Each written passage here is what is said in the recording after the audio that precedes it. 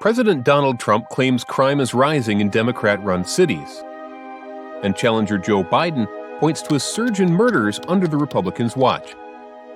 So what actually happened to crime rates in the U.S. during Trump's first term? It's apparent that social unrest and the pandemic may have increased the rates of serious crimes, regardless of either political party's impact.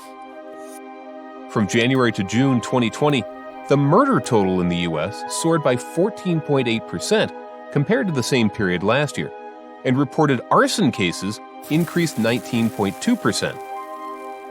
Just a year earlier, those figures were falling, down by 3.9% and 12.5% respectively, according to a Federal Bureau of Investigation (FBI) report. The situation in cities of 1 million people or more was particularly severe in the period, with murders up 22.7% and arson cases up by 52.1%. But a big city in the U.S. is more likely to be run by a Democrat, whatever the crime rate is. The story behind the crime rates, often a central focus of campaigns, is filled with uncertainties.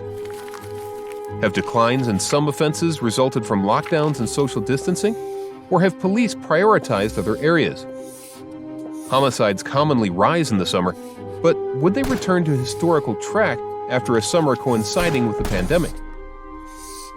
These uncertainties prevent us from assessing Trump's first term with clarity, especially when the U.S. crime statistics before the pandemic were inconsistent. Crime reports from the FBI, one of two major sources, showed declines in both violent and property crime rates between 2016 and 2019. The percentage changes of which were minus 5.1% and minus 13.9% separately. But the other major source, the National Crime Victimization Survey conducted by the U.S. Bureau of Justice Statistics, depicted a different picture on violent crime.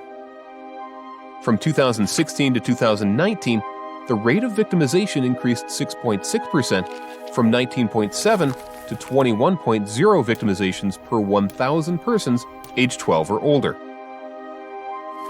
For robbery rates, the FBI reported a decline of 20.7%, but victimization rates increased by 11.8% according to the National Crime Victimization Survey. The paradox indicates a possible trend that crimes have been underreported. So, it's not easy to say under the Trump administration whether personal safety has been better or worse in the U.S. The only common conclusion drawn from the different pieces of data is that before the pandemic, property crime lessened, but cases of rape rose. Why did the rape case rate surge? The Me Too movement in 2017 may have encouraged more victims to report cases to the police.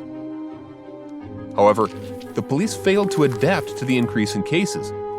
The percentage of rape cases cleared by arrest or exceptional means dropped from 36.5% in 2016 to 32.9% in 2019. During that span, the ratio of police officers to population in the U.S.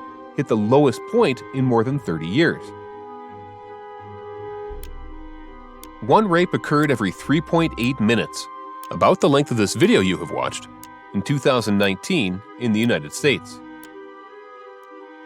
In general, it cannot be concluded that U.S. society was getting safer before the pandemic, but the nation now clearly faces a more violent and dangerous situation.